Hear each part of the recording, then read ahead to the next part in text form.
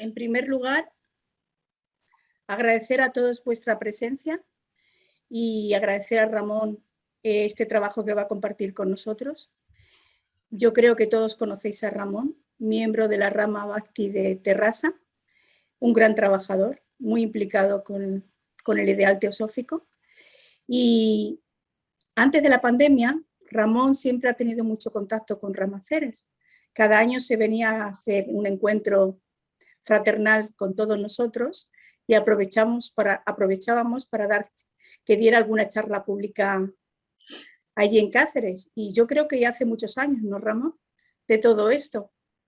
Sí, pues con la pandemia no ha podido ser, pero espero que a ver si el año que viene las jornadas ibéricas se pueden hacer presenciales y aprovechando que seguramente iremos a Madrid a hacerlas, pues aprovecharé y me pasaré a veros.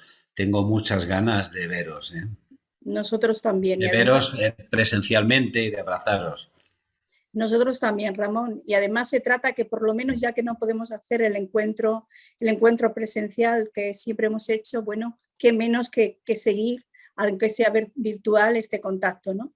Por eso sí te hemos invitado, las Ramaceres, y bueno, que todo tuyo. Nos tienes que hablar del Kibalión cuando quieras, Sí, Ramón. pues Gracias. gracias, Josefa. Bueno, la verdad es que es un placer volver a estar con todos vosotros.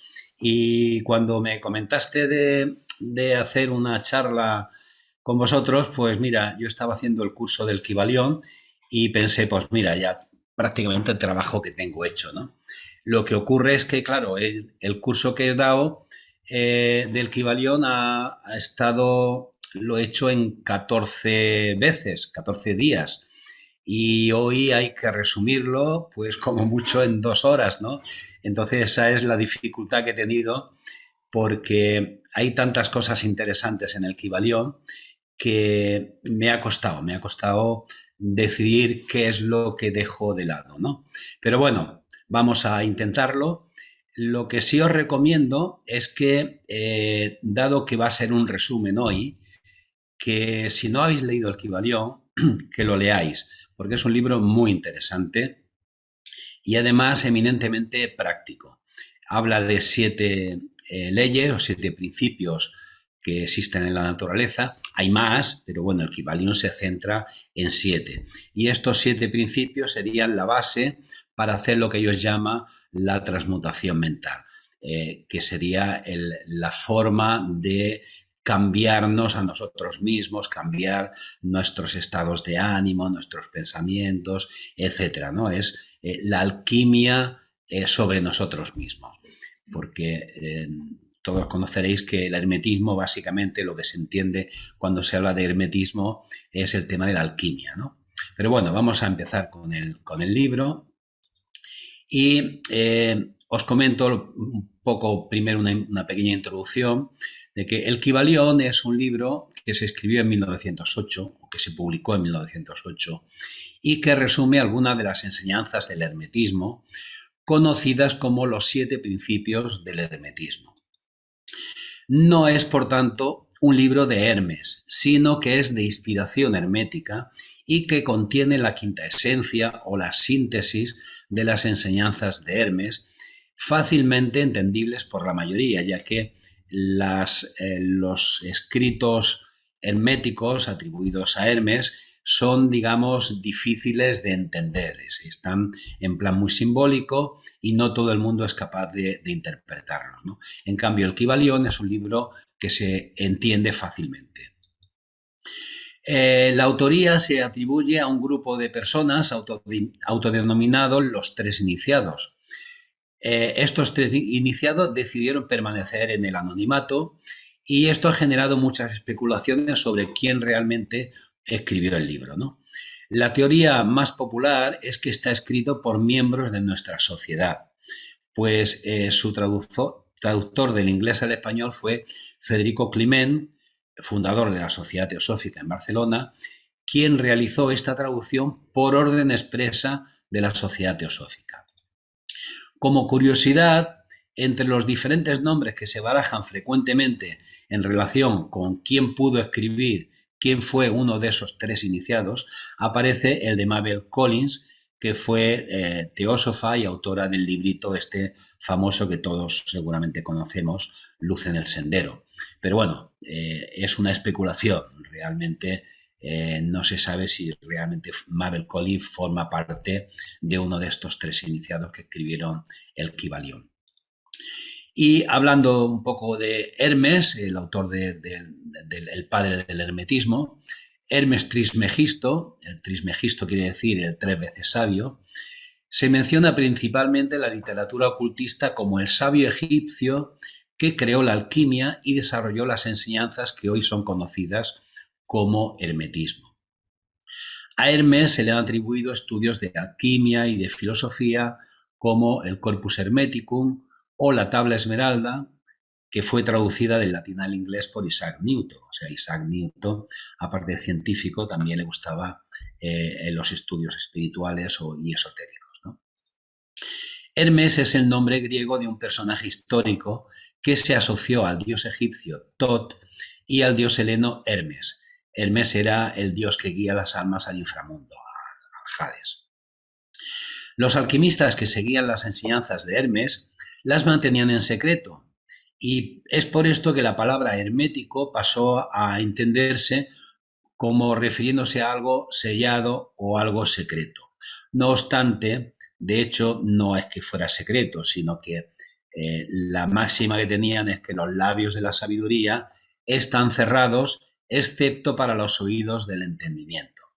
Y por eso, digamos, muchos entienden que el hermetismo, la alquimia, tal, era secreto, ¿no? No era secreto, era explicado solamente a aquellos que estaban preparados para entenderlo, ¿no? Bien, tengo que deciros que seguramente ya lo conocéis, en la doctrina secreta, en Isis sin velo, en fin, en nuestra literatura teosófica, hay muchas referencias a Hermes y al hermetismo.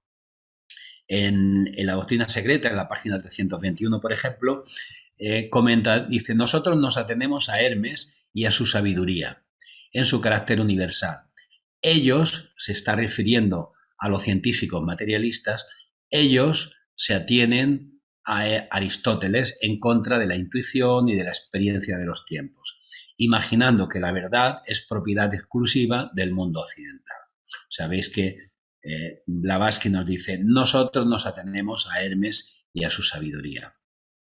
El hermetismo es, por tanto, enseñanza teosófica, aunque no forme parte de la literatura de nuestra sociedad, porque hemos de recordar que la palabra teosofía significa sabiduría divina, y eso significa que las enseñanzas teosóficas no se limitan exclusivamente a nuestra literatura, sino que hay mucha teosofía o mucha enseñanza trascendental o sabiduría divina fuera también de la literatura de nuestra sociedad, ¿no?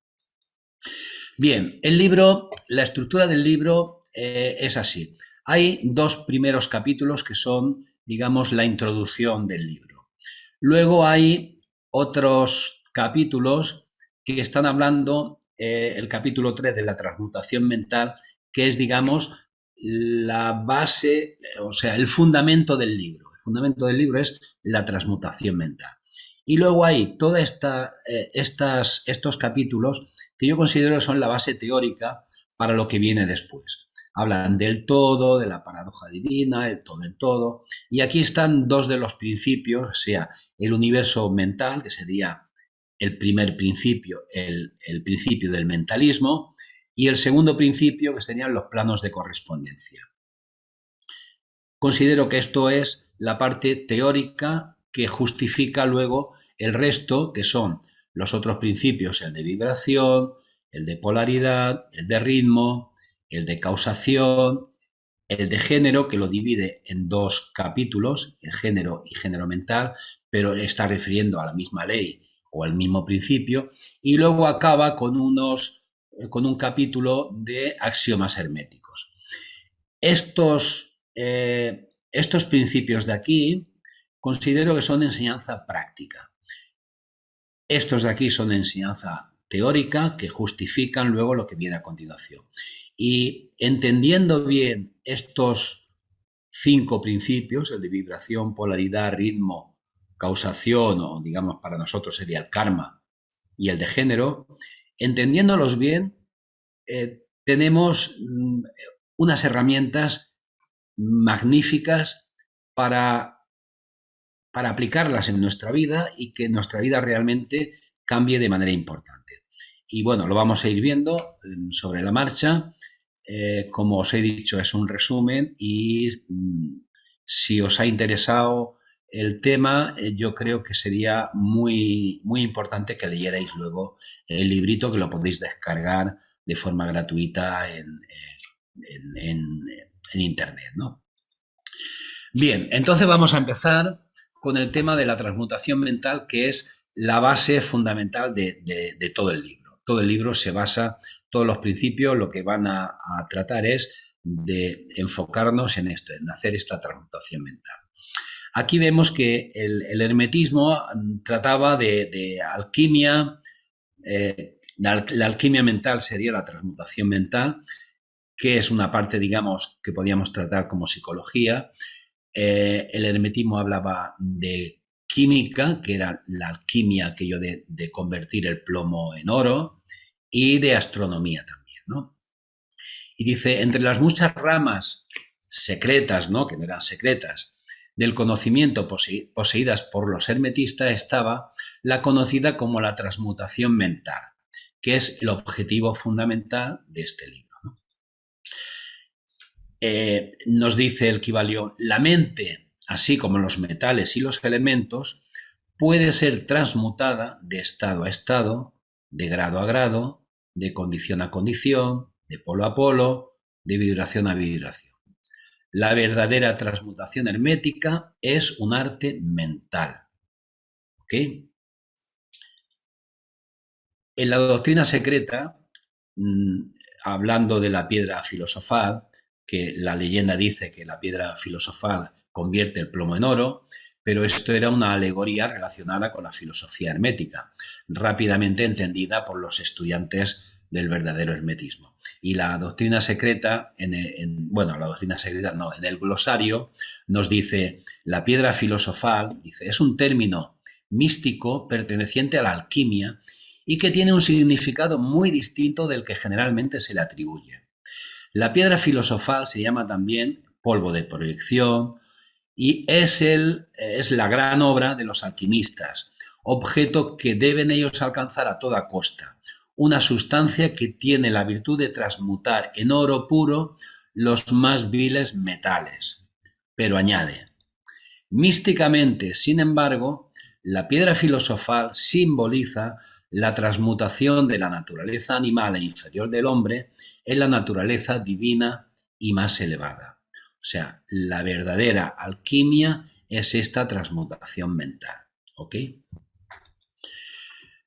Seguimos con transmutación mental y nos dice, el primero de los 7 principios que luego veremos a continuación es el principio del mentalismo, cuyo axioma es, el todo es mente, el universo es mental. Y esto es fundamental para lo que viene después, ¿no? Resumiendo, dice, si el universo es mental en su naturaleza sustancial, se sigue entonces que la transmutación mental debe cambiar las condiciones y fenómenos del universo. Si el universo es mental, entonces la mente debe ser el poder más elevado. Si esto se entiende, entonces todos los supuestos milagros y maravillas se ven llanamente como lo que son. Aquí he puesto una imagen, bueno, de un milagro demasiado grande al que nosotros en principio no queremos aspirar, ¿no?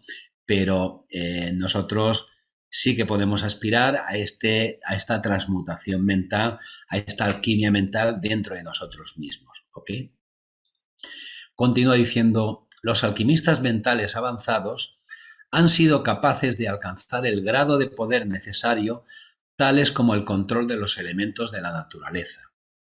Este es un poder mental basado en el principio de que el universo es mental.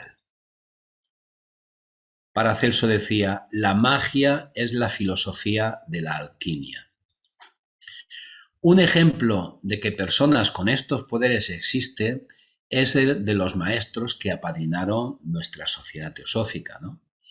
En una ocasión estuve, mira, hemos hablado de David Villacañas, estuve con David en Londres y visitamos la Biblioteca de Londres para ir a ver las cartas de los maestros. Y yo llevé una lupa muy potente y realmente es así, ¿no? O sea, estas cartas de los maestros están escritas de una forma que los científicos han intentado explicar cómo se han hecho y no, o sea, no están hechas por imprenta, no están hechas tampoco a mano, de forma caligráfica. Sin embargo, están escritas de una forma que parecen hechas a mano, con el estilo de quien escribe, ¿no? Con el estilo de letra. Pero están hechas de una forma que, si lo veis aquí, como rayitas, como puntitos, y así están formando cada una de las letras. Bueno, pues esto lo hicieron por transmutación mental. En teosofía decimos que se hicieron las cartas por precipitación, es decir, quizás con los elementos, con los átomos del medio ambiente, los precipitaron en las hojas y así están escritas estas cartas. Y bueno, como milagros, pues Jesús andando sobre las aguas, curando a un ciego, etcétera, ¿no? Estas personas existen, ¿no? Vamos a ver ahora el principio del mentalismo, el primer principio, que dice: el universo es mental, sostenido en la mente del todo. Entonces, este señor, Swami Vivekananda, que fue un líder espiritual muy famoso en el siglo XIX, decía: según el Raja Yoga, el mundo externo es la densa concreción del mundo mental. Lo sutil es siempre causa de lo denso. Así, el mundo externo es el efecto y el mundo interno es la causa. Y añadiría: por lo que no vemos, ocurre lo que se ve. Pero esto es dentro de, digamos, del mundo espiritual. Vamos a ver algo de que ratifica que el mundo es mental a través de la ciencia. Aquí tenemos a Max Planck, físico y padre de la teoría cuántica, que nos dice: no existe la materia como tal.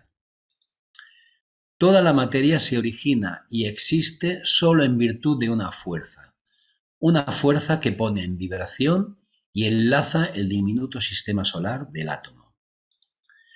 Debemos asumir detrás de esta fuerza la existencia de una mente consciente e inteligente. Esta mente es la matriz de toda la materia. Y continúa diciendo: las fuerzas no dirigidas o influenciadas nunca se enlazarán en conjuntos ordenados. Solo cuando una conciencia ejerce influencia sobre la materia, ésta puede encontrar orden. Un sistema nunca puede generarse de la nada. O sea, vemos que la ciencia últimamente está llegando a las mismas conclusiones que hace miles de años nos decía el hermetismo, nos decía la sabiduría antigua, los Vedas, etcétera, ¿no? Enisi sin velo nos comenta: según Platón, la sustancia primaria emanó de la mente demiúrgica, donde desde la eternidad reside la idea del mundo que ha de ser y que es en cuanto la idea emana de la divina mente. Y el Buda decía: todos los fenómenos de la naturaleza tienen la mente de su precursor, la mente de su líder supremo, y de mente están hechos. O sea, vemos que por todos lados tenemos referencias a este principio del mentalismo, de que el mundo realmente es mental. ¿Y qué razonamiento hay? Pues utilizamos uno de los principios también, el principio de correspondencia: como es arriba es abajo, como es abajo es arriba. Y siguiendo este principio, dice: estamos justificados, esto lo dice el Kybalión, estamos justificados en considerar que el todo, aquí a lo que nosotros entendemos como para Brahma, el Kybalión dice el todo, que para nosotros también es correcto, ¿no? Estamos justificados en considerar que el todo crea el universo mentalmente, de una manera semejante al proceso por el que el hombre crea imágenes mentales. De la misma manera que nosotros creamos imágenes mentales, el todo crearía esta imagen mental que sería el universo, ¿no? Y en Isis sin velo se nos dice, como Dios crea, así crea el hombre. Dadle voluntad lo suficientemente vigorosa y subjetivará las formas mentales, que muchos llaman alucinaciones, aunque para quien las forja sean tan reales como los objetos tangibles. Si aumenta el vigor de la voluntad e inteligentemente la dirige, condensará las formas en objetos visibles. Este es el secreto de los secretos, y quien lo aprende merece el título de mago. O sea, nos vuelve a repetir que el mundo físico que vemos es una condensación de una idea mental, ¿no? Y continúa el Kybalión diciendo, el todo no puede crear de ningún otro modo excepto mentalmente, sin usar materiales porque no hay ninguno que usar, el todo es el todo, ¿no? No hay nada fuera de él, o reproduciéndose a sí mismo, que también es imposible, ¿no? No hay escape de esta conclusión de la razón, que, como hemos dicho, coincide con las más elevadas enseñanzas de los iluminados. Tales son estas enseñanzas, ¿no? El mundo es mental. Y en el Bhagavad Gita, Krishna le dice a Arjuna, después de formar el universo entero con un átomo de mi ser, sigo existiendo. O sea, con mi pensamiento he creado el universo, ¿no? ¿Qué implicaciones tiene que el universo sea mental? Pues dado que el universo es mental, nuestra mente sería la fuerza más poderosa que tenemos. Y una implicación sería, ojo con lo que piensas o deseas, porque puede hacerse realidad. Cuando algo existe en nuestra mente, aumenta la posibilidad de existir en la realidad, tanto sea bueno como malo. Quien tiene miedos, quien tiene, está pensando siempre que algo malo va a ocurrir, pues ya que está en su mente hay la posibilidad de que eso ocurra, ¿no? Sin embargo, los imposibles de la mente siempre se convierten en realidad. Cuando nosotros creemos que algo para nosotros es imposible, se convierte en realidad. Es imposible, ¿no? Si piensas que algo es posible, que puedes hacerlo, que puedes conseguirlo, probablemente tengas razón. Si piensas que es imposible, con toda seguridad tienes razón. La puerta de lo posible se abre si abrimos nuestra propia mente. Y con el miedo imaginario acabamos provocando aquello que tememos. Tere, te veo haciendo sí, así, con la cabeza. Todo esto, la verdad es que si todas estas cosas las tuviéramos presente y las integráramos en nosotros, nuestra vida cambiaría mucho, mucho. Otras implicaciones comprobadas científicamente. Cuando estamos alegres, aumenta la expectativa de vida. Mejora la salud cardiovascular reduciendo el riesgo de muerte. Acelera la curación de enfermedad. Fortalece el sistema inmunológico. Ayuda a luchar contra el desánimo y la depresión. Permite afrontar mejor las situaciones. Favorece las buenas relaciones y la convivencia. Aumenta la resistencia al estrés. Y podríamos seguir, ¿eh? ¿Y qué ocurre cuando estamos tristes, deprimidos? Pues lo mismo, pero al revés, ¿eh? Y fijaros, como dato curioso del poder de la mente, dice, en una encuesta que se realizó en el Reino Unido a 783 médicos, dice, el 97% de ellos admitió haberle dado al menos una vez algún tipo de placebo a sus pacientes. Y el placebo realmente se ha demostrado de que sugestiona de tal manera el poder de la mente, has tomado algo que crees que te va a curar y realmente funciona como si fuera una medicina. Sin embargo, es un placebo. El poder de la mente, ¿no? Bien, tenemos aquí, estamos hablando de principios de la naturaleza, ¿no? Leyes de la naturaleza. Y son leyes que no se las ha inventado nadie y no la tenemos que creer porque sí, sino que es algo que podemos comprobar por nosotros mismos. Mirad, aquí Rumi, el poeta sufí, nos dice: has de saber, amigo, que todo en la naturaleza es como un jarrón lleno hasta el borde de belleza y sabiduría. Todo en la naturaleza está lleno de belleza y sabiduría. Y este otro sabio, Kabir, dice: cuando nuestros ojos y nuestros oídos están abiertos, las hojas de los árboles pueden enseñarnos tantas cosas como las páginas de las escrituras. ¿Okay?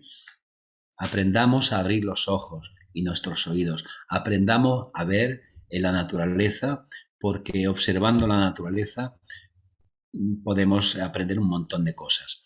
Y evidentemente, si abrimos nuestros ojos, veremos que estas leyes que estamos estudiando realmente son ciertas, ¿no? Vamos a ver ahora la siguiente, el principio de correspondencia, que nos dice: como es arriba es abajo, como es abajo es arriba.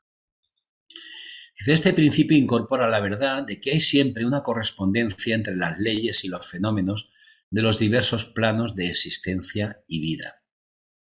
Recordar, nosotros conocemos los diferentes planos en la naturaleza, ¿no? Y en Cosmogénesis hemos estudiado un poquito, sabemos que desde lo espiritual se va condensando hasta plano a plano, hasta convertirse, hasta condensarse y llegar al plano físico, lo cual quiere decir que la sustancia es básicamente la misma, pero que se ha ido condensando. Por lo tanto, es básicamente lo mismo con diferentes niveles de vibración, con diferentes niveles de condensación. Entonces, el principio lo que dice que hay siempre una correspondencia entre los diferentes planos, ¿no? La captación de este principio da uno de los medios de solucionar muchas oscuras paradojas y secretos escondidos en la naturaleza. Hay planos más allá de nuestro conocimiento o de nuestra percepción, ¿no? Pero cuando les aplicamos el principio de correspondencia, somos capaces de entender mucho que de otro modo nos habría sido desconocido, ¿vale? Entonces, aplicando el principio de correspondencia, podemos llegar a conocer o a suponer, o a saber, entre comillas, cómo funcionan otros planos de los que no podemos tener, de los que no tenemos la percepción, ¿no? Por lo tanto, conociendo cómo funciona algo de un plano, podemos conocer cómo funciona de forma semejante algo similar en otro plano. Y esto es muy práctico porque, mirar, cuando nosotros, por ejemplo, en una comunidad de vecinos, cómo funciona, cómo están las relaciones, es algo muy pequeño, pero eso podemos ampliarlo a cómo funciona la ciudad o cómo funciona un país o incluso a cómo funciona el mundo. No es exactamente igual, pero de forma parecida tendrá muchas similitudes. En la doctrina secreta nos dice: la analogía, el principio este de correspondencia, es por lo tanto la guía más segura para la comprensión de las enseñanzas ocultas. Todas las cosas, en otra página de la doctrina secreta, dice: todas las cosas en el universo siguen la ley de analogía. Como es arriba, así es abajo. El hombre es el microcosmos del universo. Lo que tiene lugar en el plano espiritual se repite en el plano cósmico. La concreción sigue las líneas de la abstracción. Lo más inferior debe corresponder a lo superior, lo material a lo espiritual. Por lo tanto, si el hombre es el microcosmos del universo, hombre, conócete a ti mismo y conocerás al universo y a los dioses. Yo hay veces que cuando doy alguna charla de estas comento que toda la enseñanza teosófica básicamente está enfocada a esto, a que nos conozcamos a nosotros mismos, de dónde venimos y hacia dónde vamos, lo que somos, porque realmente es esto, ¿no? Como es abajo es arriba, como es arriba es abajo. Conociéndonos a nosotros mismos, no solamente conoceremos también a los demás, sino conoceremos al universo y a los dioses. Todo es creación del todo y tiene su existencia únicamente dentro de la mente infinita del todo. Recordamos aquí el principio de mentalismo, ¿no? Y la doctrina secreta nos dice, ni aún la filosofía esotérica puede pretender conocer, excepto por deducciones de analogía, lo que tuvo lugar antes de la reaparición de nuestro sistema solar y antes del último Mahapralaya. Nos continúa diciendo, desde los dioses a los hombres, desde los mundos a los átomos, desde una estrella a una luciérnaga, desde el sol al calor vital del ser orgánico más ínfimo, el mundo de la forma y de la existencia es una inmensa cadena cuyos eslabones están todos unidos. La ley de analogía es la primera clave para el problema del mundo, y estos eslabones tienen que estudiarse coordinadamente en sus relaciones ocultas unos con otros. ¿Veis hasta qué punto es importante este principio de correspondencia? ¿Okay? Nos puede ser de mucha utilidad. Y bien, vamos a pasar al siguiente principio, que sería el principio de vibración. A partir de ahora considero que estos principios el principio de correspondencia también es práctico, ¿no? Pero estos ya los podemos aplicar en aquello que el Kybalión llama la transmutación mental, la alquimia mental, la transmutación en nosotros mismos, ¿no? Nos dice este principio, nada descansa, todo se mueve, todo vibra. Este gran tercer principio hermético, el principio de vibración, incorpora la verdad de que la moción está manifiesta en toda cosa en el universo, que nada está en reposo, que todo se mueve, vibra y gira. En las estancias de Cian, en la estancia 3, nos dice, la última vibración de la séptima eternidad palpita a través del infinito. La madre se hincha y se ensancha de dentro a fuera como el botón del loto. Veis aquí que en Cosmogénesis, cuando se está, digamos, en la creación del mundo, del universo, ya está hablando de vibración, ¿no? Y en la Shloka 2 de la misma estancia dice, cunde la vibración y sus veloces alas tocan al universo entero. Bueno, veis que son ejemplos de este principio de vibración. Todo se mueve, nada descansa, todo vibra. Las enseñanzas herméticas son no solo que todo está en movimiento y vibración constantes, sino que las diferencias de formas son debidas a las distintas frecuencias de vibración. La ciencia ha probado que todo lo que llamamos materia y energía no son sino modos de movimiento vibratorio. Pero las enseñanzas herméticas van más lejos. Enseñan que todo pensamiento, emoción, razón, voluntad o deseo, o cualquier estado o condición mental, está acompañado por vibraciones, una porción de las cuales son arrojadas y tienden a afectar las mentes de otras personas por inducción. Quiere decir, está claro, ¿no?, que todo lo que pensamos, sentimos, deseamos, etcétera, vibra también, son vibraciones y las vibraciones se expanden en el universo y quizás van perdiendo fuerza conforme se separan de nosotros. Pero lo más cercano a nosotros, estas vibraciones tienen mucha influencia y pueden afectar las mentes de otras personas. Pero por la misma regla de 3, nuestras mentes se van a ver afectadas por los pensamientos, emociones, deseos, etcétera, de otras personas. O sea, ver hasta qué punto es importante lo que pensamos, lo que sentimos, no solo, o sea, no es aquello de que como no se ve, nadie sabe lo que pienso, nadie sabe lo que siento, pues no pasa nada. No, sí pasa. Estamos, digamos, enviando al medio ambiente vibraciones que pueden favorecer nuestro entorno o pueden perjudicarlo. ¿Ok? O sea, es importante lo que pensamos, sentimos, deseamos, etcétera.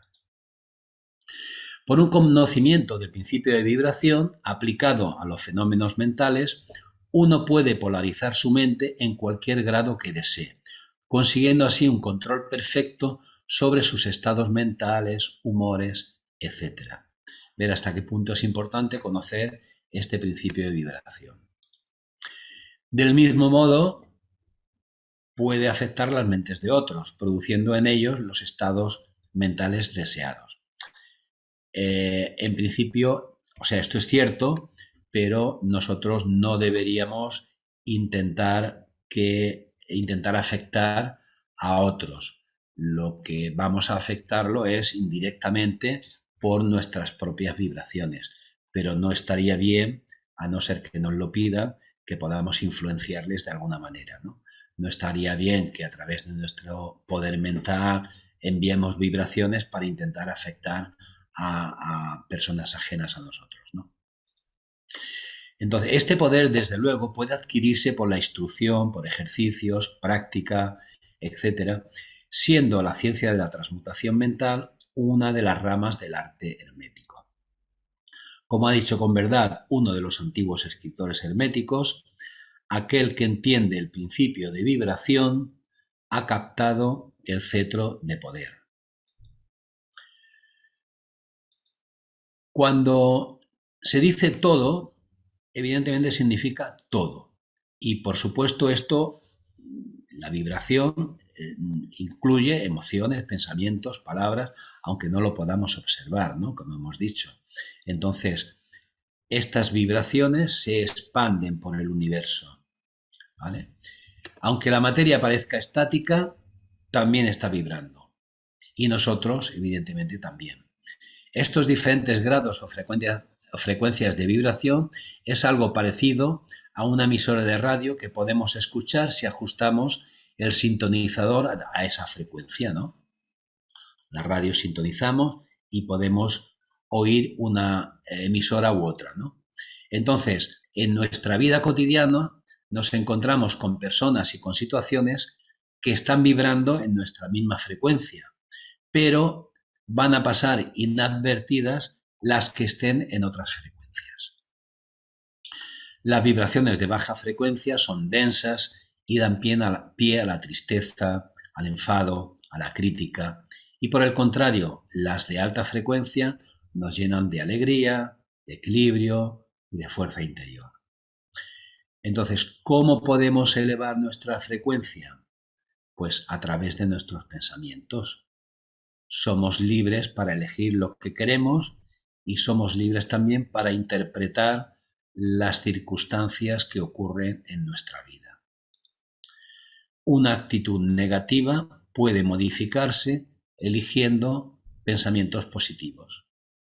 Cada situación puede interpretarse de múltiples formas. Entonces, ¿por qué no elegir una interpretación positiva?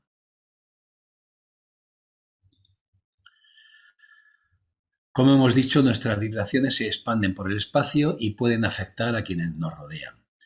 Vibrar a bajas frecuencias puede arrastrar a personas débiles, pero quienes vibran a altas frecuencias, aquellos que son fuertes y firmes de voluntad, tienen la capacidad de transmutar las bajas frecuencias que hay a su alrededor, consiguiendo que las personas negativas que estén cerca se sientan influidas positivamente. O sea, no hay que hacer nada. Estando uno en una frecuencia alta, puede influenciar automáticamente a aquellas personas que están cerca de nosotros. Si quieres transmutar tu baja vibración, haz cosas que te gusten. Practica yoga, practica meditación, sé amable, muestra gratitud, relaciónate con gente alegre, elige ver la vida de la manera más sabia posible, aprende de cada situación que te encuentres en tu vida, etcétera, ¿no? Si vives tu vida con alegría y positividad, vibrarás en alta frecuencia y tu mundo cambiará. Atraerás o sintonizarás aquello que vibre en tu frecuencia, porque tu vibración va a determinar tu realidad.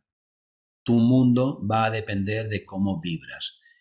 Todos vivimos en el mismo mundo, pero para unos el mundo es el cielo y para otros el mundo es el infierno, ¿no? El universo que percibimos es correspondiente con nuestra vibración. ¿Qué consecuencias hay? Pues en función de nuestra vibración tenemos más o menos energía, más o menos inmunidad, más o menos salud, etcétera, ¿no? Entonces, crea tu propia realidad.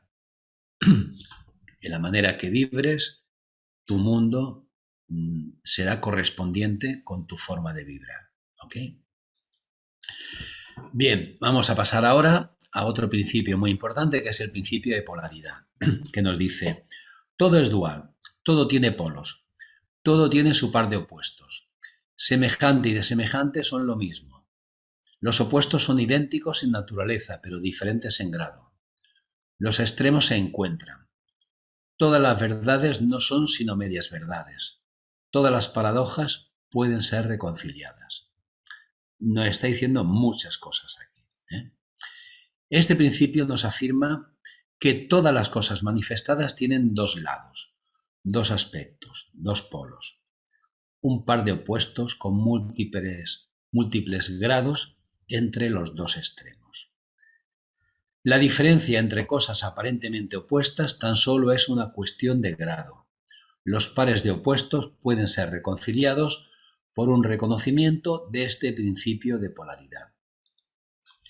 Así pues, por ejemplo, en el plano físico vemos que el calor y el frío son idénticos en naturaleza, siendo la diferencia únicamente una cuestión de grado, una simple diferencia de vibración. De igual forma, este-oeste, luz y oscuridad, la escala de color, lo grande y lo pequeño, ruido y silencio, duro blando, agudo romo, positivo negativo, alegría tristeza, todo es, digamos, los polos, los dos polos que hay en todo, ¿no? En la doctrina secreta nos dice, el universo manifestado, por lo tanto, está informado por la dualidad, la cual viene a ser la esencia misma de su existencia como manifestación. Los pares de opuestos existen en todas partes, existen en todo. Donde encontráis una cosa, encontráis su opuesto. Y es este hecho el que permite al hermetista, al estudiante como nosotros, transmutar un estado mental en otro, a lo largo de las líneas de polarización. Aquí vemos, por ejemplo, una línea de polarización sería el miedo y el coraje. Nosotros podemos transmutar de un extremo al otro, o de una parte de esta zona a la otra, ¿no? Las cosas que pertenecen a clases diferentes no pueden ser transmutadas una en la otra, pero las cosas de la misma clase pueden ser cambiadas. Esto es, puede tener cambiada su polaridad. Por ejemplo, miedo no podemos cambiarlo en vanidad, pero sí podemos cambiarlo en coraje. Y la vanidad podemos cambiarla o transmutarla en humildad, ¿no? Por ejemplo, es imposible cambiar calor en agudeza, en ruido o en altura, pero el calor puede ser fácilmente transmutado en frío simplemente bajando las vibraciones. Del mismo modo lo son el temor y el coraje, pero el temor no puede ser transmutado en amor, ni puede el coraje ser transmutado en odio. Y así sucesivamente, siendo siempre la transmutación entre cosas de la misma clase. O sea, cuando tengamos un cierto estado de ánimo, tenemos que ver cuál es su opuesto para intentar pasarnos al otro polo, ¿no? Cuando el polo es negativo, cuando estamos en un polo negativo, evidentemente, ¿no? Un conocimiento de la existencia de este gran principio hermético capacita al estudiante a entender mejor sus propios estados mentales y los de otros. verá que estos estados son todos cuestiones de grado y viendo esto será capaz de elevar o bajar la vibración a voluntad, de cambiar sus polos mentales y ser así maestro de sus estados mentales en vez de ser su siervo y esclavo. Y por su conocimiento será capaz de ayudar a sus compañeros inteligentemente y por los métodos apropiados cambiará la polaridad cuando lo mismo sea deseable. Aconsejamos, pues, a todos los estudiantes familiarizarse con este principio de polaridad, pues un entendimiento correcto del mismo arrojará luz sobre muchos asuntos difíciles. ¿Ves aquí los dos polos? Nosotros tenemos la capacidad de transmutar de un estado al otro. ¿Okay? Pero vamos a ver más cosas, porque el principio de polaridad también nos hablaba, por ejemplo, de las medias verdades, que todas las verdades no son sino medias verdades. Y considero que esto también es muy importante, ¿no? Este señor, John Stuart Mill, nos decía: algunas opiniones antagónicas pueden compartir la verdad. Puede suceder que la opinión admitida sea en parte verdadera y que la opinión silenciada sea también en parte verdadera. Es decir, ninguna de ellas contiene la verdad o el error de forma absoluta. Mill, este señor, mantiene que en la vida práctica la verdad es una cuestión de combinación y conciliación de los extremos. En un debate intelectual, ambas partes tienden a estar en lo cierto en lo que afirman y equivocadas en lo que niegan. ¿Veis hasta qué punto es importante tener en cuenta esto? Todas las verdades no son sino medias verdades. Continuamos diciendo: media verdad o verdad a medias es una declaración engañosa que incluye algún elemento de verdad. La declaración puede ser parcialmente verdad y usar un elemento engañoso como una puntuación inadecuada o un doble sentido, sobre todo si la intención es engañar, evadir o tergiversar la verdad. Las verdades a medias, así como la verdad fuera de contexto, tienen efectos más poderosos que las mentiras, ya que pueden convencer más fácilmente al receptor del mensaje gracias a la parte de verdad aportada. Los nazis emplearon conscientemente en su propaganda tanto la mentira directa como la media verdad y la verdad fuera de contexto. Y ya sabéis lo que ocurrió, ¿no? Todas las verdades no son sino medias verdades. Y esto, si lo tenemos claro, nos puede ayudar mucho cuando estemos en algún debate. Nos dice además que todas estas medias verdades, todas las paradojas, pueden ser reconciliadas.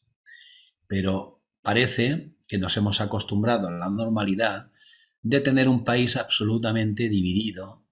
Y o eres de izquierdas, o eres de derechas, o eres del Barça o del Madrid, o etcétera, ¿no? Divisiones radicales sin demasiado sentido, ¿no? Y cuando estamos en un debate, antes de intentar llegar a puntos de encuentro, los debates parecen querer derrotar al contrario, tanto en la política como en los programas televisivos, y seguramente nosotros mismos cuando estamos debatiendo, ¿no? Cuando tenemos diferentes opiniones unos con otros, ¿no? Y la realidad es esta, ¿no? Más que querer llegar a conciliar nuestras diferencias, lo que tratamos es de derrotar al contrario. Bien, vamos a pasar ahora al siguiente principio, el principio de ritmo. Aquí tenemos una imagen de la rueda de Samsara, el eterno retorno. Otra imagen también que simboliza la reencarnación, muerte y nacimiento, y una eterna cadena, ¿no?, de muerte, nacimiento, muerte, nacimiento. Nos dice el Kybalión respecto a este principio de ritmo: todo fluye afuera y adentro, todo tiene sus mareas, todas las cosas se elevan y caen, la oscilación del péndulo se manifiesta en todo. La medida de la oscilación hacia la derecha es la medida de la oscilación hacia la izquierda. El ritmo compensa. Este principio de ritmo nos indica que en todo, lo he subrayado, en todo, hay manifestado un movimiento hacia adelante y hacia atrás, un flujo y un influjo, una oscilación hacia adelante y hacia atrás, un movimiento como de péndulo, una mengua y una crecida como de marea, entre los dos polos manifiestos sobre los planos físico, mental o espiritual. El principio de ritmo está conectado estrechamente con el principio de polaridad que acabamos de ver antes. El ritmo se manifiesta entre los dos polos por el principio de polaridad. ¿Veis aquí? Simboliza este péndulo. Esto no significa, sin embargo, que el péndulo del ritmo oscile hasta los polos extremos, pues esto raramente sucede. De hecho, es difícil establecer los opuestos polares extremos en la mayoría de casos. Pero la oscilación es siempre hacia un polo primero y después hacia el otro. Hay siempre una acción y una reacción, un avance y una retirada, una elevación y un hundimiento, manifestados en todos los fenómenos del universo. Soles, mundos, hombres, animales, plantas, todo, incluso el espíritu, manifiesta este principio. El principio se manifiesta en la creación y la destrucción de mundos, en la elevación y caída de naciones, en la historia de la vida de todas las cosas y finalmente en los estados mentales del hombre. O sea, nuestros estados mentales también están sujetos a este principio de ritmo. Vamos de la tristeza a la alegría. Comenzando con las manifestaciones del espíritu, el todo, se notará que siempre hay la efusión y la absorción, la expiración e inspiración de Brahma, como dicen los brahmanes. Los universos son creados, alcanzan su punto bajo extremo de materialidad y entonces comienza su oscilación hacia arriba.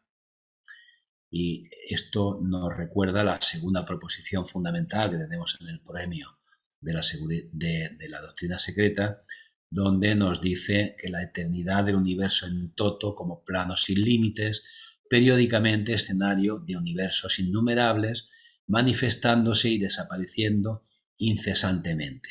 O sea, aquí está manifiesto el principio de ritmo, escenario de universos innumerables, manifestándose y desapareciendo incesantemente. La aparición y desaparición de mundos es como el flujo y reflujo regular de las mareas. Y este principio de ritmo, pues es aquello de muerte y renacimiento, el día y la noche, primavera, verano, otoño, invierno, vuelve la primavera, verano, etc., ¿no? Los soles brotan al ser y entonces, alcanzada su cima de poder, el proceso de retrogresión comienza. Nacen, crecen y mueren solo para renacer. Así es con todas las cosas vivientes. Así es con todos los grandes movimientos, filosofías, credos, modas, gobiernos, naciones y todo lo demás. Nacimiento, crecimiento, madurez, decadencia, muerte y entonces nuevo nacimiento. La oscilación del péndulo está siempre en evidencia. La noche sigue al día y el día a la noche. El péndulo oscila de verano a invierno y entonces de vuelta de nuevo.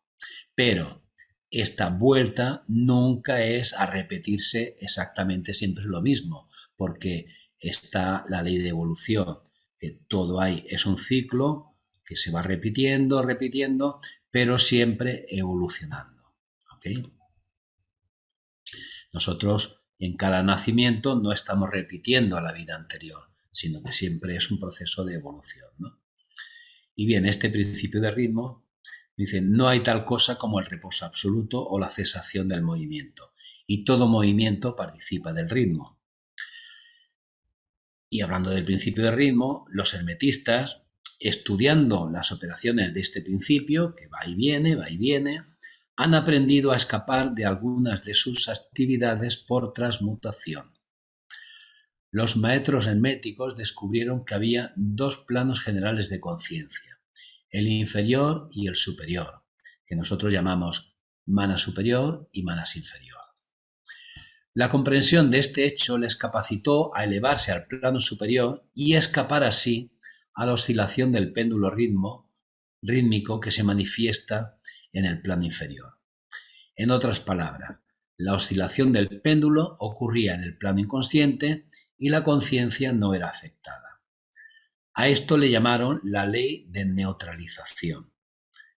Sus operaciones consisten en la elevación del ego por encima de las vibraciones del plano inconsciente de actividad mental o del manas inferior, de modo que la oscilación negativa del péndulo no se manifiesta en la conciencia y por consiguiente no es afectado.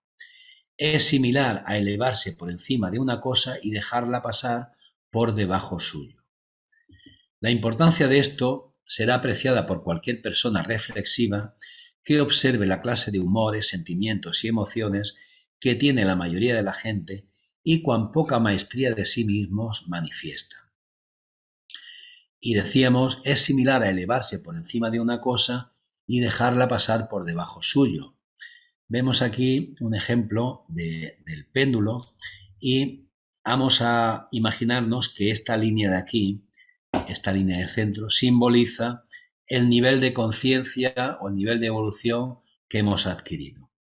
Si nuestro nivel de evolución o de conciencia es muy bajo, evidentemente nuestro movimiento pendular va a ser de extremo a extremo, va a ser muy grande. Cuando evolucionamos un poco, cuando hemos aprendido algo, nuestro nivel de evolución sube y evidentemente ese movimiento de este principio del ritmo ya no nos vamos a los extremos. Ese movimiento es un poco más pequeño. Si seguimos ampliando nuestra conciencia, pues lo mismo, ya el cambio de un polo al otro no nos vamos muy a los extremos, nos vamos un poquito, como cuando estamos montando en bicicleta, ¿no? Giramos un poco para aquí, otro poco para allá, pero sin irnos demasiado lejos. Y evidentemente cuando hemos alcanzado ya un nivel alto de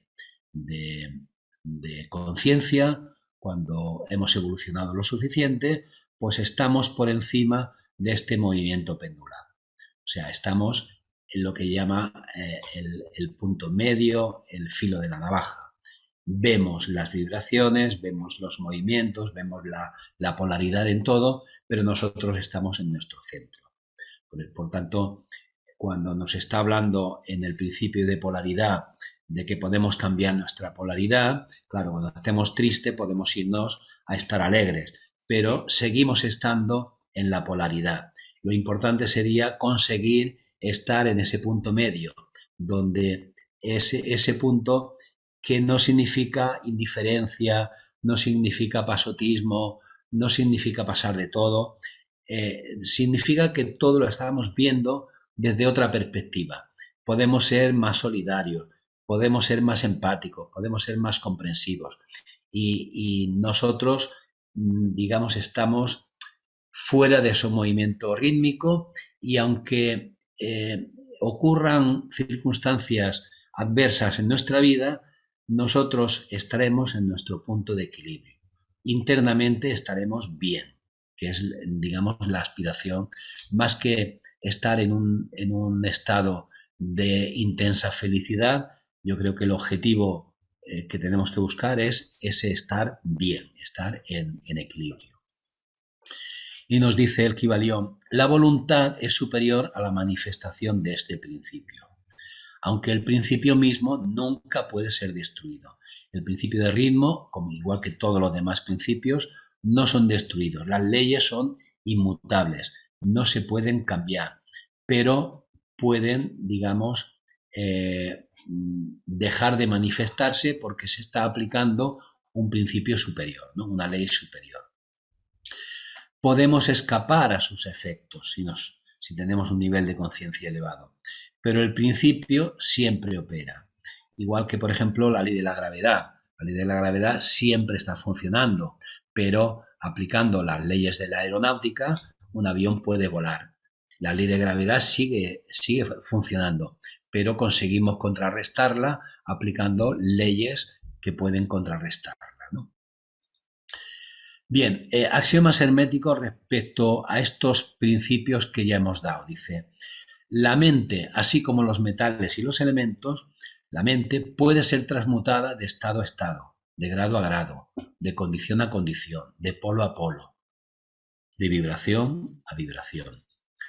Para cambiar vuestro humor o estado mental, cambiad vuestra vibración. Para destruir una frecuencia indeseable de vibración mental, poned en operación el principio de polaridad y concentraos sobre el polo opuesto a aquel que deseáis suprimir. Matad lo indeseable cambiando su polaridad. Recordar que yo diría que más importante que pasarnos al otro extremo del polo sería conseguir aprender lo suficiente para estar en ese punto de equilibrio, en ese punto, en ese filo de la navaja. ¿Okay? Pero mientras no estemos ahí, podemos transmutar mentalmente nuestros estados. ¿Okay? Vamos a ver ahora el principio de causación. Para nosotros el principio, el karma, ¿no? Dice, toda causa tiene su efecto, todo efecto tiene su causa. Todo sucede de acuerdo con la ley. La casualidad no es sino un nombre para la ley no reconocida. Hay muchos planos de causación, pero nada escapa a la ley. Este principio hermético de causa y efecto incorpora la verdad de que la ley compenetra el universo, que nada sucede por casualidad, que casualidad es meramente un término que indica una causa existente pero no reconocida o percibida, que los fenómenos son continuos sin ruptura o excepción. A esto nosotros le llamamos karma, pero tenemos que tener presente que para nosotros el karma es la ley de retribución, digamos que es una ley moral y que afectaría, digamos, a los estados emocionales, mentales, pero lo que llamamos este principio de causación, principio de causa y efecto, sería aplicable al mundo físico. El mundo físico, digamos, la causa y efecto no hay forma de librarse de ello. Por muy elevado que estemos, si nos caemos, si nos damos un golpe, nos vamos a hacer daño. Pero sí que podemos actuar, hacer algo respecto a lo que es el karma, la ley de retribución. Y ahora vamos a ver algo, ¿no?, de ello. Dice el Kybalión, bajo las mismas circunstancias seguirán los mismos resultados. Esto es un ejemplo, la ciencia se basa en esto, precisamente, el principio de causa y efecto. Si un experimento no sale como esperábamos, como salió la vez anterior, no es que haya cambiado la ley de causa y efecto, sino que seguramente las circunstancias no son las mismas. Nos hemos equivocado en algo, ¿no? Hay siempre una causa y un porqué para todo evento. Nada sucede nunca sin una causa, o más bien una cadena de causas. Hay una relación existente entre todo lo que ha pasado antes y todo lo que sigue. En budismo a esto se le llama surgimiento dependiente. O sea, que no hay nada que surja por sí mismo. Todo, absolutamente todo, depende de algo anterior. O sea, todo es una cadena interminable de causas y efectos. Podríamos concluir teosóficamente diciendo que todo lleva al inicio de los tiempos, a la causa primera, para los científicos al Big Bang, para nosotros a Parabrahma, a lo absoluto, a la causa sin causa. La mente se pierde y resulta imposible imaginarlo. La eternidad, innumerables universos que se suceden, siendo cada uno de ellos una consecuencia del anterior, y lo mismo ocurre con todo lo que existe, grande o pequeño. La cadena de causas es interminable. Y dice, no hay grande, no hay pequeño en la mente que todo lo causa. O sea, todo tiene su importancia. Todo, recordad que en absoluto para nosotros prácticamente no hay nada. Para nosotros todo es relativo. ¿Ok? Y en el taoísmo, Lao Tse nos dice respecto a esto, las minúsculas partículas que forman el vasto universo no son en absoluto minúsculas.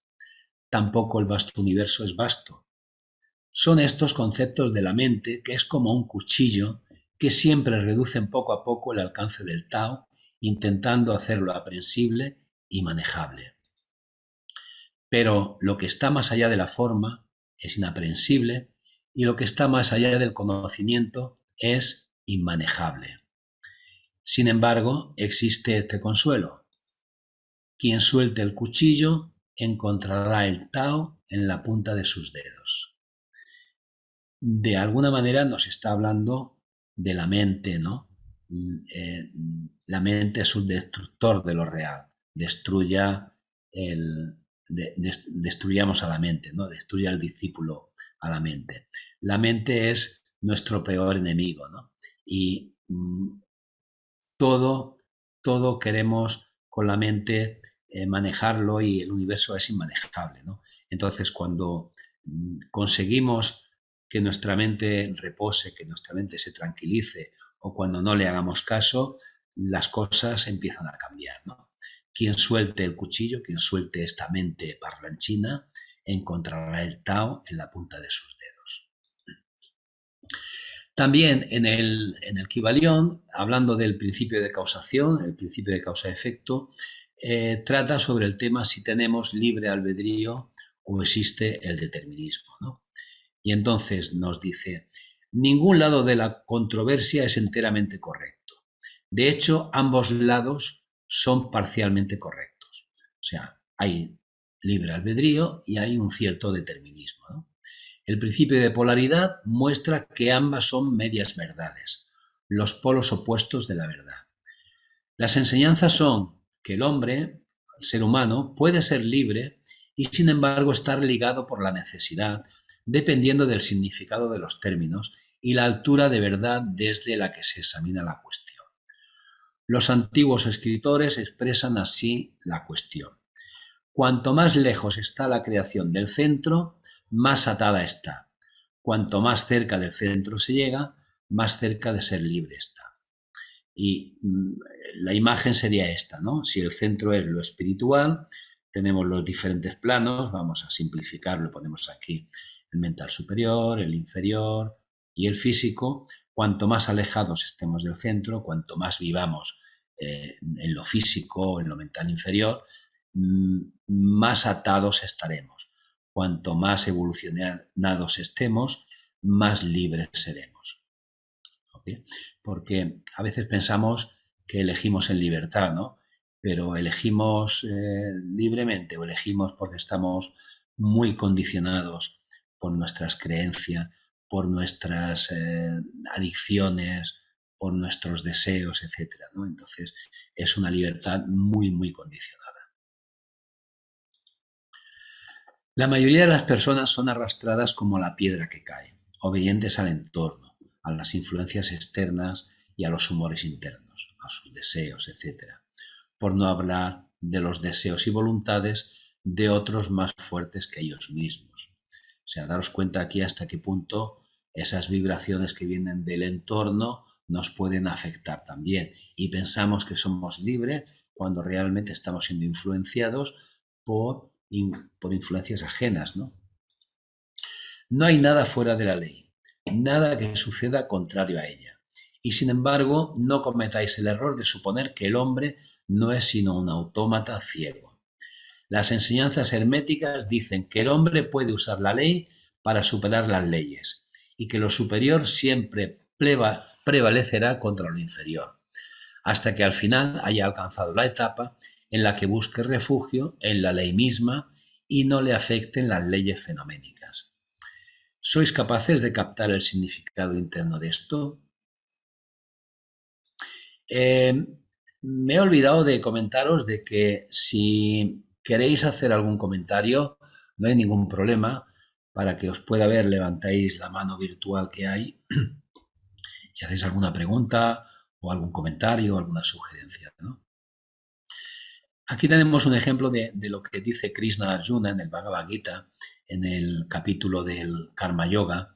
Dice, pero el hombre que se deleita en el espíritu y en él encuentra su satisfacción y su paz, ese hombre está más allá de las leyes de la acción. O sea, de las leyes del karma. Es decir, en el karma yoga es aquello de cuando se hace la acción correcta, cuando lo que se hace de forma impersonal, cuando se hace sin buscar resultados concretos, resultados que nos beneficien, sino que se hace porque es lo que hay que hacer. Digamos que entonces esa acción está libre de karma. No hay emoción metida ahí, no hay un deseo, es algo impersonal. Por lo tanto, si es algo impersonal, no hay nadie, entre comillas, que esté realizando esa acción. Solamente estaremos sujetos a la ley de causa y efecto a nivel físico, pero no a la ley de karma a efectos de lo que es la ley de karma, la ley retributiva, ¿no? Respecto a esta ley de causación, dice el Kybalión, nada escapa al principio de causa y efecto, pero hay muchos planos de causación y uno puede usar las leyes del superior para superar las leyes del inferior. Los sabios sirven en el superior, los sabios se ajustan a las leyes, pero rigen en el inferior. Obedecen las leyes que vienen por encima de ellos, pero en su propio plano y en aquellos por debajo de ellos rigen y dan órdenes. Y sin embargo, al hacerlo así, forman parte del principio en vez de oponerse a él.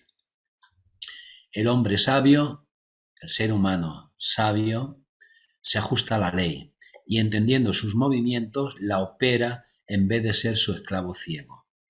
Igual que el nadador adiestrado se vuelve en este sentido y en aquel, yendo y viniendo como quiere, en vez de ser como el leño que es llevado aquí y allá, igual es el hombre sabio comparado con el hombre ordinario. Y sin embargo, el nadador y el leño, el hombre sabio y el tonto, están sujetos a la ley. Aquel que entiende esto está bien sobre la ruta hacia la maestría. Vamos ahora a otro principio que considero que es un principio muy interesante, que es este principio de género, que nos dice el Kybalión, este es el último principio. Dice, el principio de género, el género está en todo. Todo tiene sus principios masculino y femenino. El género se manifiesta en todos los planos. Vemos aquí los símbolos masculino y femenino, el yin y el yang, y aquí un ejemplo del principio de generación a nivel físico, ¿no? El principio de género incorpora la verdad de que hay género manifestado en todo, que los principios masculino y femenino están siempre presentes y activos en todas las fases de los fenómenos y en cada plano de vida. En todos los planos de vida está manifiesto este principio de género. En este punto es conveniente llamar vuestra atención al hecho de que el género, en el sentido hermético, y el sexo, en el uso ordinariamente aceptado del término, no es lo mismo. ¿Okay?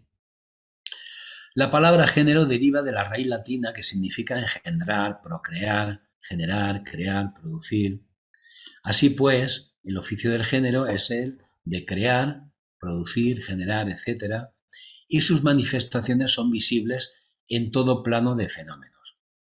Cuando el corpúsculo femenino se une con un corpúsculo masculino, ha comenzado cierto proceso. Las partículas femeninas vibran rápidamente bajo la influencia de la energía masculina. Volvemos a las estancias de Cian, que en Cosmogénesis nos dice: la última vibración de la séptima eternidad palpita a través del infinito. La madre se hincha y se ensancha de dentro a fuera como el botón del loto. Veis aquí que está utilizando el principio de vibración y este principio de género. Está hablando de la madre. En otros lugares está hablando del padre-madre. O sea, está hablando de lo masculino y lo femenino.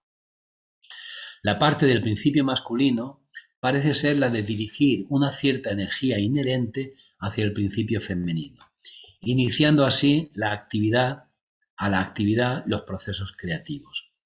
Pero el principio femenino es el que está haciendo siempre el trabajo creativo. Y esto es así en todos los planos.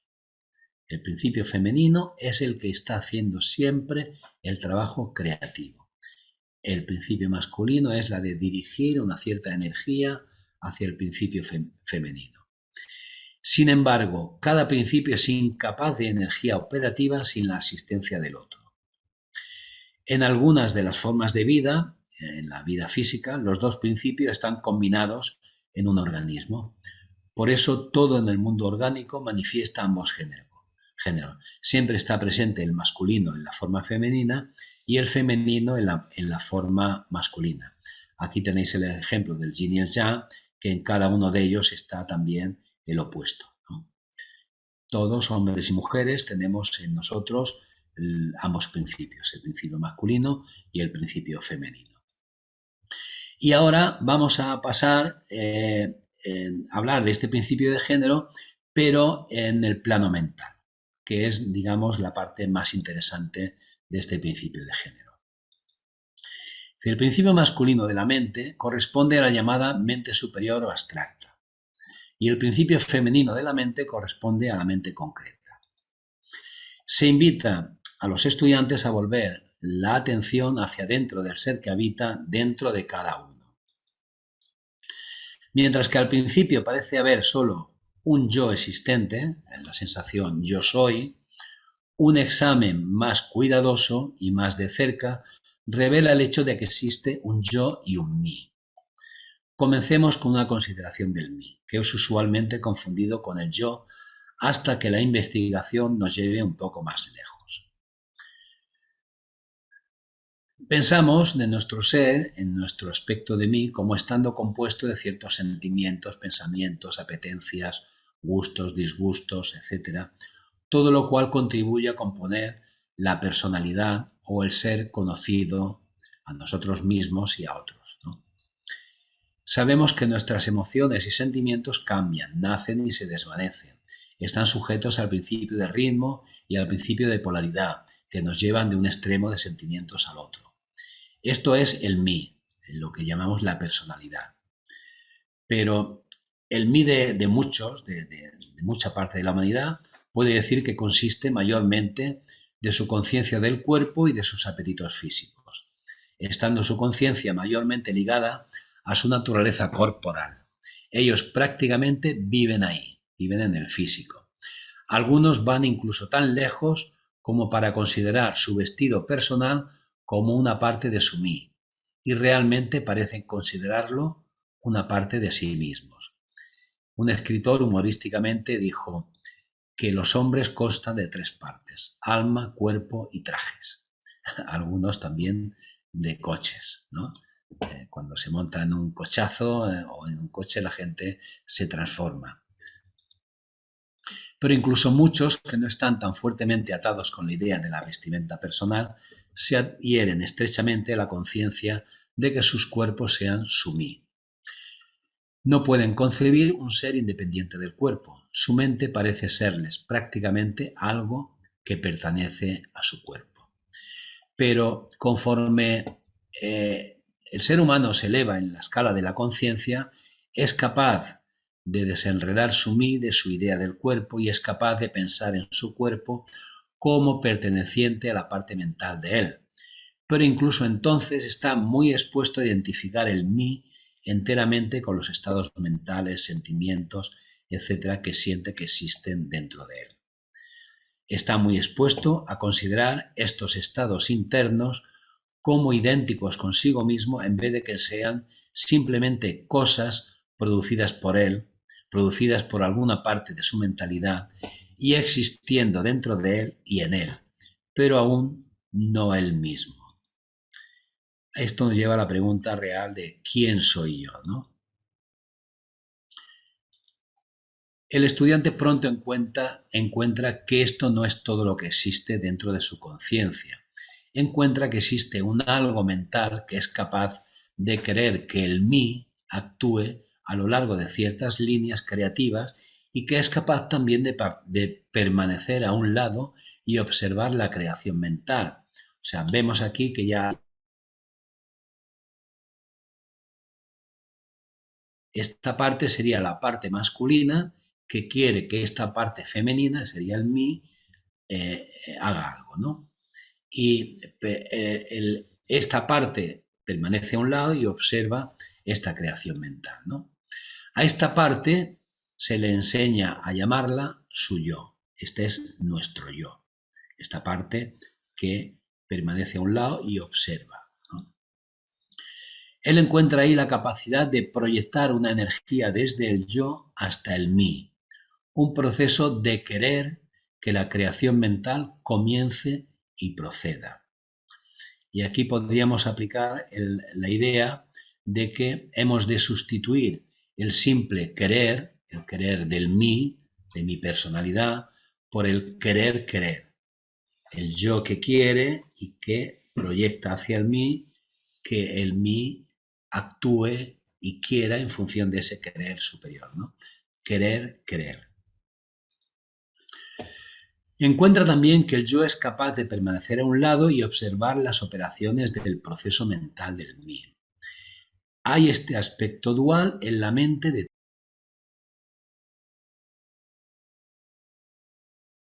tinieblas. Las tinieblas irradian luz. La luz emite un rayo solitario. Es el aspecto masculino. Está emitiendo un rayo sobre el aspecto femenino dentro del abismo de la madre. Como es arriba, es abajo. Como es abajo, es arriba.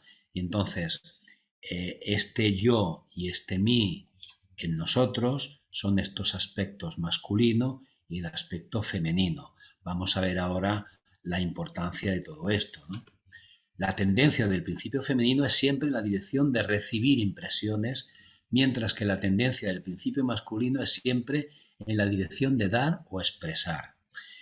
El principio femenino tiene un área de operación mucho más variada de lo que tiene el principio masculino, ¿ok?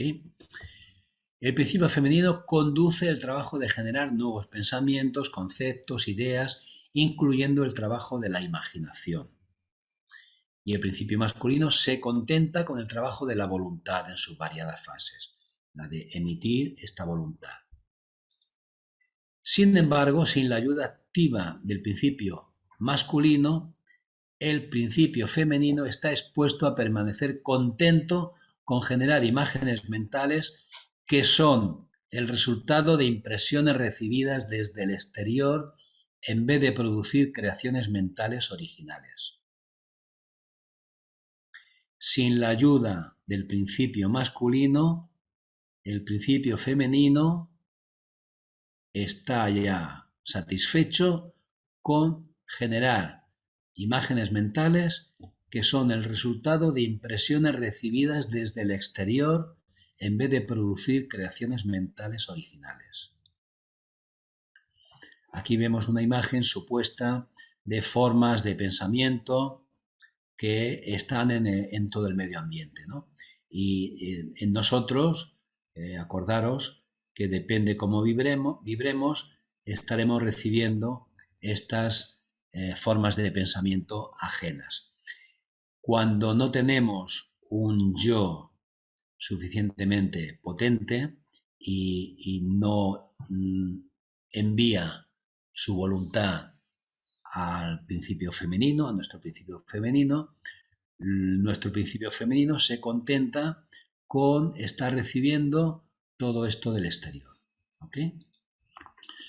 Las personas que pueden dar una atención y pensamientos continuados a un asunto emplean activamente ambos principios mentales, el femenino en el trabajo de la generación mental activa y la voluntad masculina en estimular y energetizar la porción creativa de la mente. La mayoría de las personas realmente emplean poco el principio masculino y están contentas con vivir de acuerdo con los pensamientos e ideas instalados dentro del mí a partir del yo de otras mentes. El estudiante se percatará de los fenómenos clasificados como telepatía, transferencia de pensamiento, influencia mental, sugestión, hipnotismo, etc.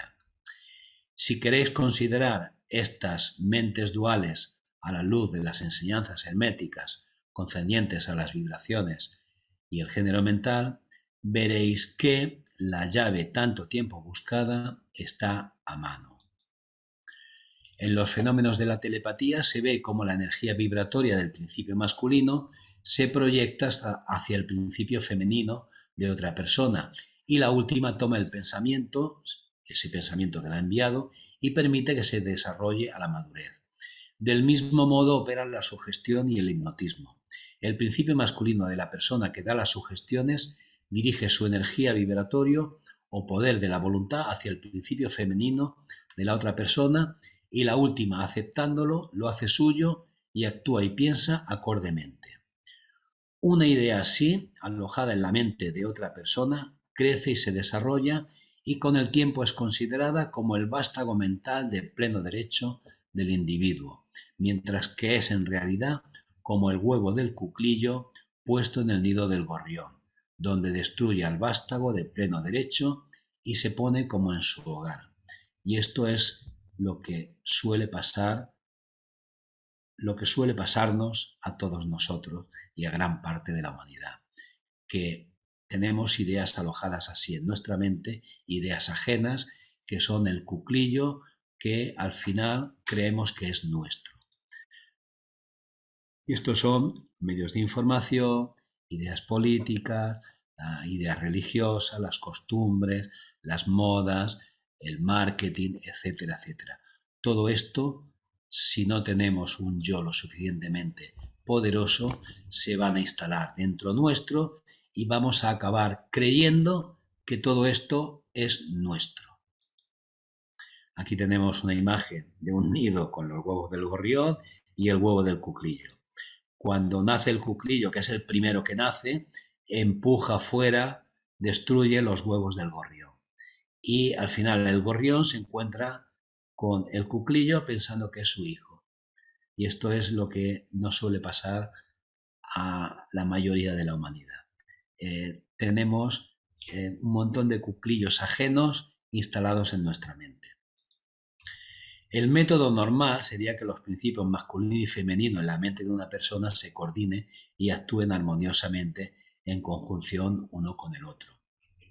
Pero desgraciadamente, el principio masculino en la persona corriente es demasiado perezoso para actuar, y la consecuencia es que tales personas son regidas casi enteramente por las mentes y voluntades de otras personas, a las que permiten realizar su pensamiento y volición por ellas. Somos títeres de otros que tienen mentes más poderosas que nosotros. ¿Cuántos pocos pensamientos o acciones originales son ejecutados por la persona corriente?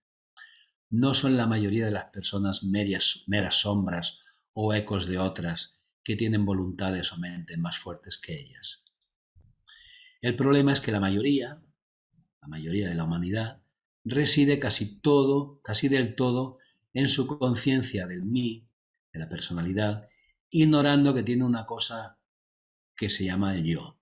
Se polariza en su principio femenino de la mente, y al principio masculino, la voluntad, le permite permanecer inactivo y no empleado. Los hombres y las mujeres fuertes del mundo manifiestan el principio masculino de la voluntad, y su fortaleza depende materialmente de ello. En vez de vivir de las impresiones hechas sobre sus mentes por otros, dominan sus propias mentes por su voluntad, obteniendo la clase de imágenes mentales deseada, y más aún, dominan igualmente las mentes de otros de la misma manera. Por lo tanto, amigos y amigas, este es el último de los principios del Kybalión, y para mí me resulta muy, muy importante, porque considero que deberíamos de dejar de tener cuclillos ajenos, cultivándolos nosotros, incluso peleándonos con nuestros semejantes por estas ideas ajenas que tenemos en nuestra mente, ¿no? Y la forma de que nuestro yo esté funcionando es a través también del discernimiento. Tanto Blavatsky como Buda, como muchos otros maestros, nos han dicho que no creamos nada de lo que ellos nos dicen, nada de lo que esté en los libros, que discernamos las cosas por nosotros mismos, que no nos lo creamos por creer, que no sea esa fe ciega que hay en la mayoría de las religiones, ¿no? Que habrá muchas cosas que seguramente no podremos comprobar por nosotros mismos. De momento, ya llegará el momento de poderlas comprobar, pero al menos sí razonarlas, ver si tienen lógica, ver si tienen sentido y entonces, bueno, pues creérnoslas mientras no podamos, creérnoslas si es que lo vemos creíble, ¿no? Pero no creerlas porque lo ha dicho Blavatsky, porque está escrito en la Biblia, porque lo ha dicho Buda, etcétera, ¿no? Tengamos ese principio masculino y femenino activos y dejemos de ser influenciados por estas mentes ajenas. Así está el mundo, que no paran de haber desgracias, guerras, etcétera, ¿no? Somos la gran mayoría de la humanidad marionetas en manos de unos pocos. Y bueno, ya para acabar, hay un axioma importante que está en el Kybalión, que me parece que merece la pena tratarlo. Dice, la posesión del conocimiento, a no ser que vaya acompañada por una manifestación y una expresión en la acción, es como el amontonamiento de metales preciosos, una cosa vana y tonta. El conocimiento, como la riqueza, está destinado al uso. La ley del uso es universal y aquel que la viola sufre en razón de su conflicto con las fuerzas naturales. La ley del uso es considerada en las enseñanzas que la establece a la fuerza. Hay que usarlo, el conocimiento. El conocimiento sin el uso y la expresión es una cosa vana, que no trae ningún bien a su poseedor. Cuidaos de la tacañería mental y expresad en acción lo que habéis aprendido. Estudiad los axiomas y aforismos, pero practicarlos también. El conocimiento sin amor sirve más para inflamar el ego que para abrir el corazón. Hay personas que saben que algo es negativo, sin embargo lo hacen porque quieren obtener un beneficio personal o bien por indiferencia o por, aunque sea conocimiento, este conocimiento que no se aplica, no por ello deja de ser ignorancia. Seguramente podemos incluirnos nosotros también, ¿eh? Pensamos que la ignorancia desaparece cuando hemos conseguido lo que normalmente llamamos conocimiento, pero en realidad simplemente consiste en llenar el cerebro de ideas y de información. Conocer no es suficiente. El que realmente sabe es aquel que realiza la unidad, el que convierte el conocimiento en sabiduría que le capacita a uno para actuar correctamente. La sabiduría es tanto inteligencia como amor, y es diferente de lo que normalmente llamamos conocimiento. Así pues, podemos decir que el cambio fundamental es el cambio desde la ignorancia a la sabiduría. Solo es útil el conocimiento que nos hace ser mejores personas. Entonces, ¿hemos de considerar inútil el conocimiento ordinario? Depende. Hay muchos conocimientos que son útiles para fines prácticos. Cambiar una bombilla, conducir, cocinar, ofimática. Hemos de saber muchas cosas que son prácticas para la vida diaria, pero que no suponen cambio interno alguno. Aparte de esto, acumulamos una gran cantidad de conocimiento que o sirve de muy poco o que es inútil. Pero, ¿cómo transformar el conocimiento en sabiduría? Blavatsky nos dice, el camino del conocimiento de nuestra propia divinidad es en sí mismo una consecuencia del cumplimiento de la ley natural. Y este camino puede ser encontrado y seguido por aquellos que están dispuestos a estudiar las leyes de la naturaleza y a adaptar sus vidas a aquellas condiciones que hacen posible el descubrimiento de la verdad. Por tanto, el camino para conocer nuestra propia divinidad, hemos de adaptar nuestras vidas, hemos de estudiar las leyes de la naturaleza, que es nuestro tercer objetivo, y los principios herméticos, estos que hemos visto hace un momento, son también leyes de la naturaleza, ¿no? Y cumplir las leyes. En definitiva, tenemos que aplicar y practicar lo que sabemos, interiorizar las enseñanzas y luego exteriorizarlas. Lo hacemos. ¿Para qué estamos estudiando teosofía? Nuestro primer objetivo nos habla de ser fraternales. Somos fraternales. No queda en nosotros nada de discriminación, nada de racismo. Os quiero leer algunas frases cortitas de un libro de Taimi, al que seguramente todos conocéis. Nos dice: es esencial que las personas interesadas en los problemas de la vida interna comprendan la inutilidad del estudio puramente teórico de estos problemas y el peligro de confundir la erudición con la espiritualidad. Existe un gran número de personas que se adormecen espiritualmente escuchando brillantes exposiciones de doctrinas filosóficas dictadas por personas hábiles intelectualmente y que al final de sus vidas despiertan para encontrar que todo su estudio teórico no les sirve en lo más mínimo para resolver los problemas de la vida o para obtener alguna medida de paz y fortaleza internas. Se supone generalmente que una comprensión intelectual profunda y muy clara de doctrinas filosóficas y religiosas no es posible sin alguna medida de realización espiritual. Y nos dicen: esto no es cierto.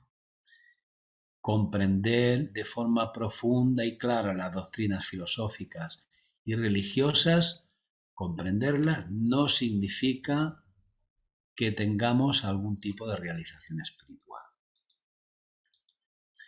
Teoría y práctica son los dos factores indispensables de la práctica espiritual.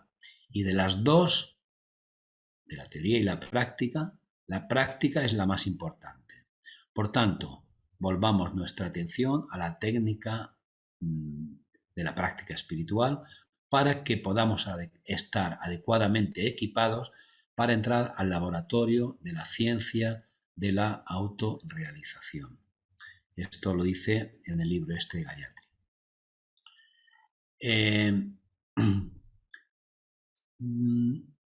Aquí yo lo que quería comentar es que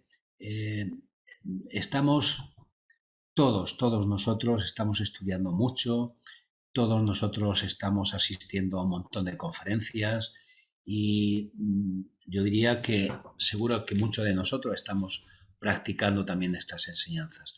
Pero lo que no tiene sentido es que estemos siempre esperando a practicar algo, esperando a la siguiente conferencia, esperando el siguiente libro, esperando el siguiente seminario, etcétera. Tenemos que empezar a practicar, tenemos que practicar lo que estamos aprendiendo, ¿no? Sin esta práctica, sin esta interiorización, evidentemente de poco sirve lo que estamos estudiando. Y para acabar, simplemente decir algunos axiomas. Dice: la verdadera transmutación hermética es un arte mental. Recordar, el todo es mente, el universo es mental. Hemos dado los principios de que el mundo es mental, hemos dado el principio de correspondencia, como es arriba es abajo, como es abajo es arriba. Hemos dado que todo vibra, la ley de vibración, la de polaridad, que todo tiene dos polos, la ley de ritmo, el péndulo que va y viene, y que nosotros tenemos que evolucionar de forma que nos pongamos en ese punto medio donde el péndulo no nos afecte. Luego está la ley del karma y finalmente esta ley de género, que me parece tan interesante, que sería la de utilizar nuestro yo para que influya en nuestro mí, el querer, o sea, no el querer simplemente por nuestras apetencias, por nuestros deseos, por nuestros condicionamientos, sino que nuestro yo realmente influya y, conociendo lo que conocemos, sea este yo el que mande, el que quiera que nosotros queramos, ¿no? Que el mí quiera también. Y bien, amigos, pues Simplemente para acabar, os recuerdo lo que decía Blavatsky: el camino del conocimiento de nuestra propia divinidad es en sí mismo una consecuencia del cumplimiento de la ley natural. Y este camino puede ser encontrado y seguido por aquellos que están dispuestos a estudiar las leyes de la naturaleza y a adaptar sus vidas a aquellas condiciones que hacen posible el descubrimiento de la verdad. El estudio de la teosofía, de la sabiduría divina, no debe ser para acumular más conocimientos, sino para comprender, practicar e integrar las enseñanzas y que éstas nos transformen en colaboradores de la naturaleza.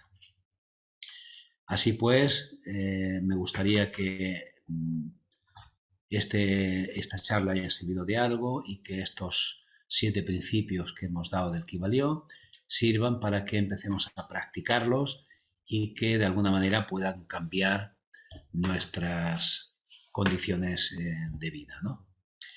Y de alguna manera que seamos los arquitectos de nosotros mismos, que no seamos la marioneta de mentes ajenas. Y bueno, hasta aquí hemos llegado. Yolanda, abre tu micro.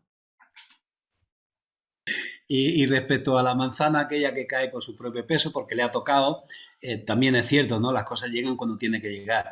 Pero la idea es que nosotros podemos acelerar ese proceso, ¿no? Y si estamos aquí, no es precisamente... O sea, si no hiciéramos nada, el proceso evolutivo se desarrolla igualmente. Iríamos aprendiendo, iríamos evolucionando, quisiéramos o no.